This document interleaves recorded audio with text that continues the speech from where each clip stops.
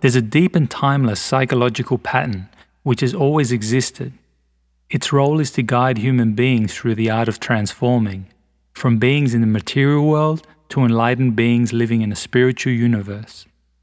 Throughout time, we have carried these patterns to assist us in making the transition from ordinary time to universal time, helping us to see through the illusions that limit us and transcend the limits of our physical body and limited ego.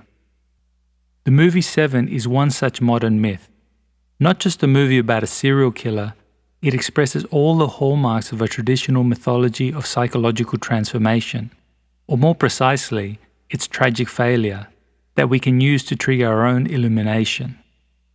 Let's explore how this movie is more than just a film, and instead, a map of our own spiritual landscape and trajectory. The movie Seven is a modern-day classic, a story about two detectives hunting down a sadistic serial killer. But the first time I watched it, I got the feeling it was more than a psychological thriller. There was something deep and archetypal about it, even though I couldn't quite put my finger on it. Years later, I realized why the movie continued to draw me towards it, like a moth to a flame, because it held within it deep knowledge that was asking to be recognized and assimilated into my own consciousness. This is the kind of knowledge that humans, at a certain level of awareness, naturally respond to because they are ready for the next stage of their journey. Here, I'll explore how the movie Seven is not only a thriller about two detectives hunting down a serial killer, but also a symbolic interplay between inner psychological figures and their role in psychological transformation. This gives the movie a mythological quality and a sense of timelessness. By mythology, I don't mean a fake story, as the word is often used today, but rather I use it in the way academics and sages use the word, to describe timeless psychological narratives that have held our culture together for time immemorial. There is an important reason why this knowledge is encased in art, whether film, music, literature, or dance. Art becomes the vehicle through which knowledge is passed from generation to generation, appearing to different people at different levels of development, while always containing a storehouse of cultural, ancestral, and spiritual knowledge. It uses the language of symbols, whether as images, sounds, acts, or metaphoric narratives, that suggest a deeper hidden meaning. These symbols attract us unconsciously because they hold a deeply embedded power and a numinosity that speaks directly to the soul. In the words of the Jungian psychoanalyst Edward Edinger, a symbol has a subjective dynamism which exerts a powerful attraction and fascination on the individual. It is precisely this symbolic nature of the characters in Seven that makes it a myth of our modern time. Part 1. The Self.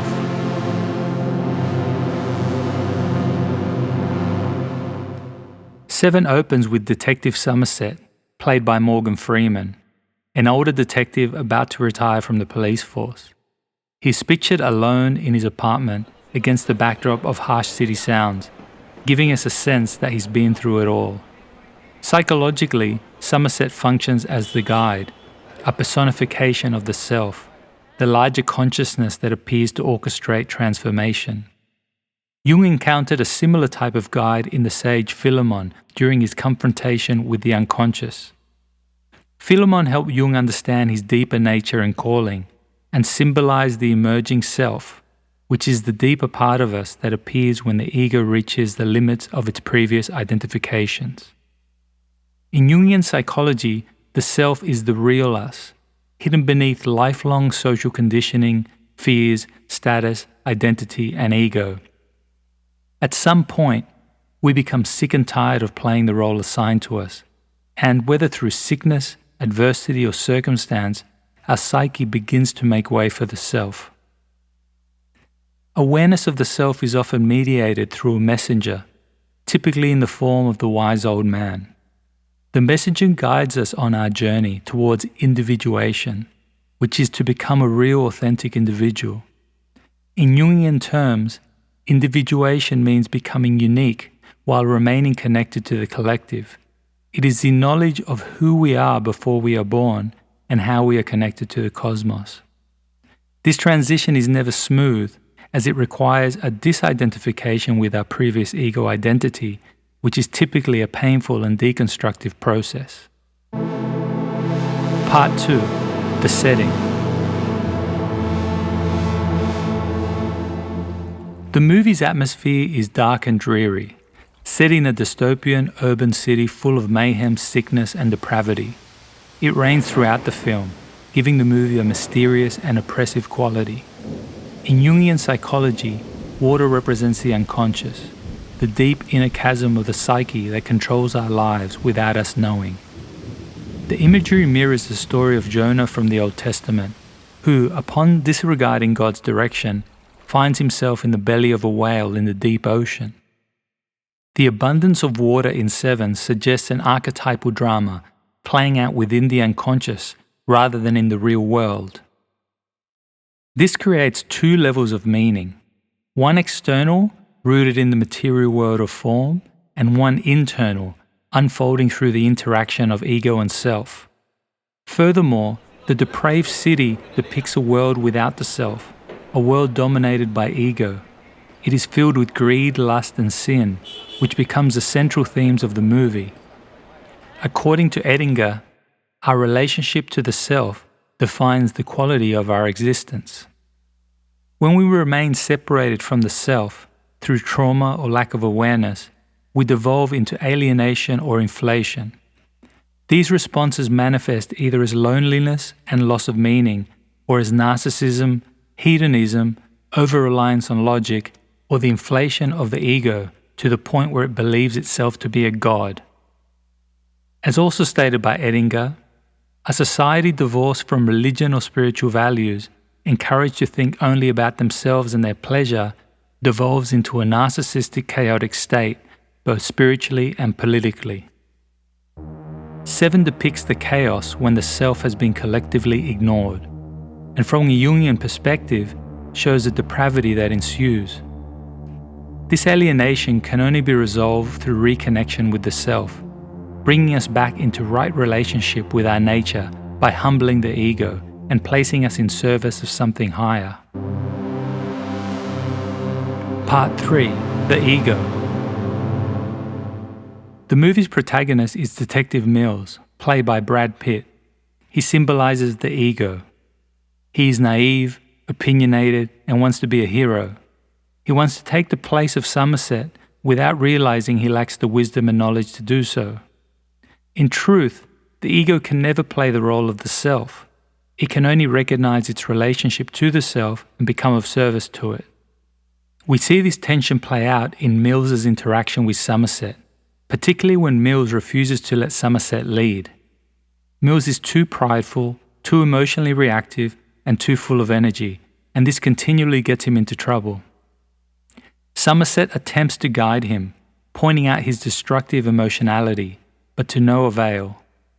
These traits become the foundation of the movie's central theme, expressed through the 7 deadly sins: pride, greed, lust, envy, gluttony, wrath, and sloth. Part 4. Transformation through the 7 deadly sins. In early Christian teachings, the 7 deadly sins represented the negative aspects of the human condition. These are portrayed masterfully in Dante Alighieri's Divine Comedy. In this story, Dante is led down into hell by his guide Virgil, witnessing each layer of torment resulting from sin. This descent eventually leads him to the other side, where he ascends through the spheres of heaven to finally meet God. This pattern is archetypal. Across myths, rituals, and ancestral philosophies, hell precedes awakening. Søren Kierkegaard described this in existential terms as demonic dread, the intense agony and fall before awakening. Seven follows this same structure. It's a modern-day divine comedy, featuring a descent that leads towards transformation. During this descent, the ego, which is embodied by Mills, comes into contact with hell through the 7 deadly sins, forcing an encounter with his own shadow. Somerset functions as the guide, a personification of the self, which is the larger consciousness that functions psychologically as an organizing center of transformation. Like most egos, Mill is unconsciously led into the abyss. The descent requires conscious contact with the self, which reveals the limits of egoic power. But before this stage, one must encounter the shadow, the unconscious part of the personality where the deadly sins reside. Part 5. The Shadow. The shadow exists at the threshold between ego and self. It is an aspect of the self that is hidden, repressed, and unconscious, containing both positive and negative elements. To experience the self fully, the energy trapped in the shadow must first be liberated. This encounter appears repeatedly in myth. Jesus descends into hell before resurrection. Buddha faces demons before enlightenment. Saint John of the Cross undergoes the dark night before union with God. While across the world cultural worship sites, monsters and demons guard the threshold to the inner sanctum. In Seven, the shadow is represented by the serial killer played by Kevin Spacey. He embodies the characteristics of an unconscious shadow element: cunning, intelligent, resourceful, methodical, mysterious, and lurking just out of sight. The killer plays a cat and mouse game with Mills and Somerset, always evading capture. Like the shadow, he escapes conscious awareness, even as his presence creates chaos and destruction. From a Jungian perspective, the shadow demands recognition. If ignored, it manifests destructively. Each murder exposes one of the 7 deadly sins, bringing Mills into direct contact with evil. Yet Mills, like most naive egos, projects this darkness outward onto the city and its inhabitants, rather than recognizing it within himself. Only by owning these projected qualities can power be reclaimed and a relationship with the self begin. Mills's inability to do these transforms Seven into a tragedy rather than a hero's journey. Part 6. The Anima.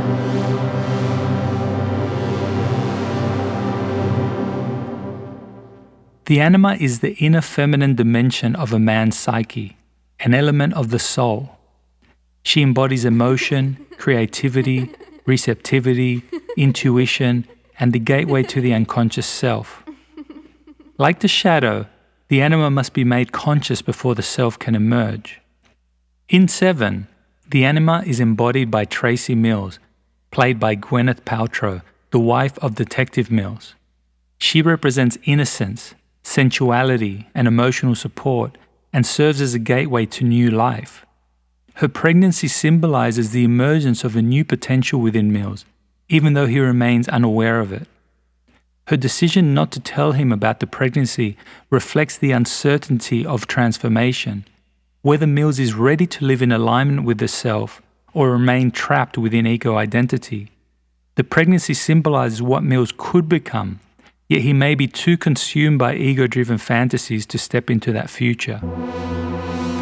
Part 7. The Finale. The film culminates with the killer turning himself in, demonstrating that he remains in control. Symbolically, this reveals Mills's failure to recognize his own shadow. As a result, the shadow becomes more blatant, more extreme, forcing confrontation. Somerset recognizes the importance of this moment.